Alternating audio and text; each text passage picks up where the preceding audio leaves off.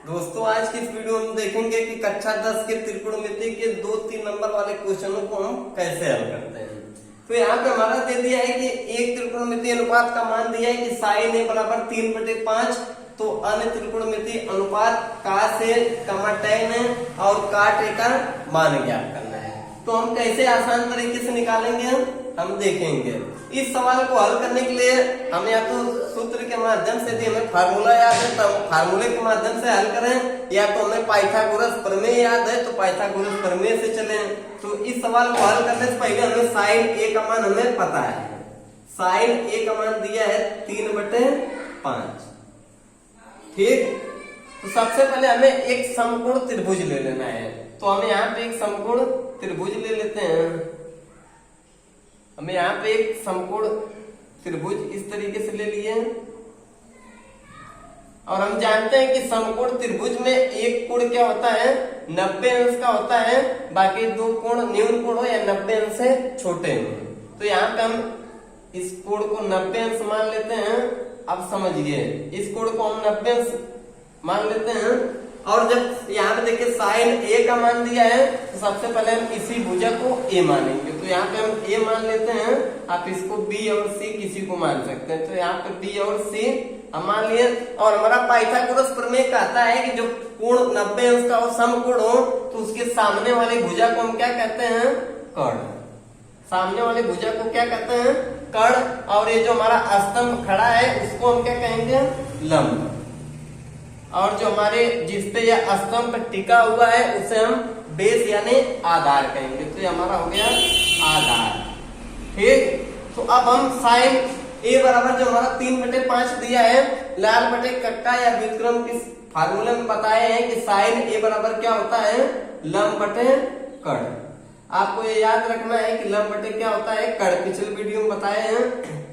Sign ए बराबर होता है लंब बटे कर्ण। अब हमें कुछ नहीं करना है, केवल और केवल साइन ए जो लंब बटे कर्ण दिया है उसी का मान उठा के रख देना है। ठीक, तो देखिए लंब 3 दिया है, तो यहाँ पे लंब को हम मिटा के यहाँ पे लिख देंगे 3, यहाँ पे लिख देंगे 3, और हमारा दिया है नीचे कर्ण 5 दिया है, तो कर्ण को यहाँ पे लिख देंगे 5।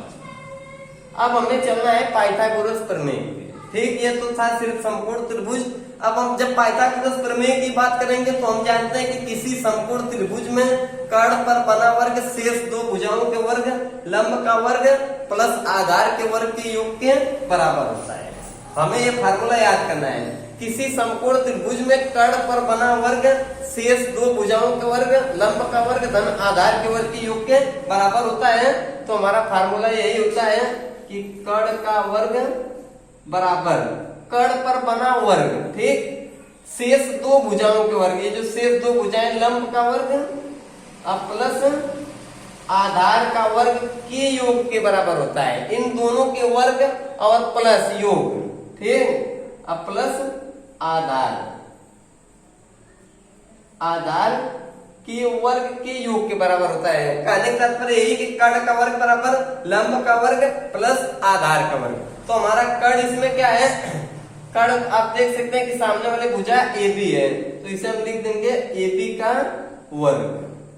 अब बराबर लंब हमारा क्या है BC, 3 जो दिया है तो BC का वर्ग, और प्लस आधार हमारा क्या है AC, तो लिख देंगे AC का वर्ग। अब हम चलते हैं इस सवाल पे। हमारा क्या है कि साइन ए बराबर 3/5। अब यही हम यहाँ उठा करेंगे कि कर्ण वर्ग बराबर, अब देखिए कर्ण वर्ग बराबर लंब का वर्ग प्लस आधार का वर्ग AB का वर्ग बराबर BC का वर्ग प्लस AC का वर्ग। अब देखिए यहीं पर लिख देते हैं कि AB का वर्ग बराबर BC का वर्ग और प्लस AC का वर्ग। अब देखिए हमें सिर्फ मान उठा के रख देना है। हमारा AB कितना दिया है, तो AB हमारा 5 दिया है, तो लिख देंगे 5 का वर्ग। अब बराबर BC क्या दिया है, BC की बात करें तो BC हमारा 3 दिया है, तो लिख देंगे 3 का वर्ग, और प्लस AC हमारा आधार दिया है, यही हमें ज्ञात करना है, तो लिख देंगे AC का वर्ग। ठीक, तो अब यहाँ पे देखिए 5 का वर्ग हम जानते हैं 25 होता है, और बराबर 3 का वर्ग 9 होगा, और प्लस AC का वर्ग दिया है, यही ज्ञात करना है तो लिख देंगे AC का वर्ग। अब हम यहाँ पे समझेंगे। अब देखिए 25 या प्लस 9 है, इसको हम पक्षांतर करके इधर लाएंगे, हो जाएगा -9। अब बराबर इधर क्या बचा, AC का वर्ग।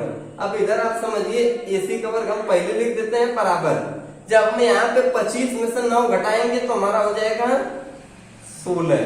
ठीक, यह तो हो गया 16। अब यहाँ पे 16 के जब हम वर्गमूल निकालेंगे तो यह हो जाएगा करीब 16। और जब हम AC की बात करें तो हो जाएगा AC बराबर 4। 16 हम जानते हैं कि 16 किसका वर्गमूल है, 4। ठीक, 16 का वर्गमूल 4 होगा, तो यहाँ पर हम सीधे 4, हम AC का मान हमारा निकल कर आया 4। ये जो AC आधार है, अब हमें इसका मान पता चल गया। AC का मान आधार कितना है, 4, तो यहाँ पे हम लिख देते हैं 4। अब हम जो मान दिया है, अब हमें तीसरी भुजा पता चल गई। अब हम जो मान दिया है उठा के सीधे रख देंगे। तो हम देख रहे हैं कि पहले हमारा दिया है cos A बराबर, हम जानते हैं कि cos A बराबर होता है आधार बटे कर्ण, तो यह आधार बटे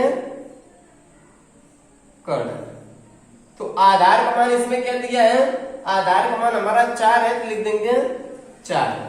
अब बटे कर्ण, कर्ण 90 के सामने वाली भुजा कर्ण करते हैं, तो AB का मान हमारा कर्ण कितना दिया है, 5। तो यह cos A का मान हमारा आसानी से निकल गया। अब हम बात करेंगे tan A की।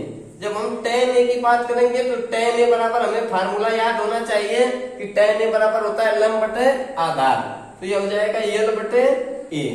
और L हमारा क्या है, लंब हमारा BC 3 दिया है, तो लिख देंगे 3 और बटे आधार का मान कितना दिया है, 4। AC हमारा आधार है जो 4 दिया है, तो लिख देंगे 4। अब हम बात करेंगे अंतिम काट A। ठीक, अब हम जानते हैं कि काट A बराबर आप या तो कहते हैं कि आधार बटे लंब, या tan A का व्युत्क्रम होता है काट A। तो ये जब L बटे A दिया है तो व्युत्क्रम A बटे L, तो हम इसे लिख देंगे A बटे L। और बराबर आधार का मान AC हमारा 4 दिया है, तो लिख देंगे 4। और L हमारा लंब क्या दिया है, 3, तो लिख देंगे 3। और इस तरीके से हमारा cos A, tan A और काट A का मान बहुत ही आसान तरीके से निकल गया। ठीक, तो आप इस तरीके से यदि पाइथागोरस प्रमेय याद है तो बहुत आसान तरीके से आप इस तरीके से मान ज्ञात कर सकते हैं। अन्य 5 त्रिकोण में यदि एक द्विनुपात पता है आपको sin A का मान, तो उसकी सहायता से आप अन्य 5 त्रिकोणमितीय अनुपातों का मान बहुत ही आसान तरीके से ज्ञात कर सकते हैं। उम्मीद करता हूँ वीडियो आप सभी लोगों को जरूर पसंद आया होगा। यदि वास्तव में वीडियो पसंद आता है तो वीडियो को लाइक, कमेंट, शेयर और चैनल पर नए हैं तो चैनल को सब्सक्राइब कर दें।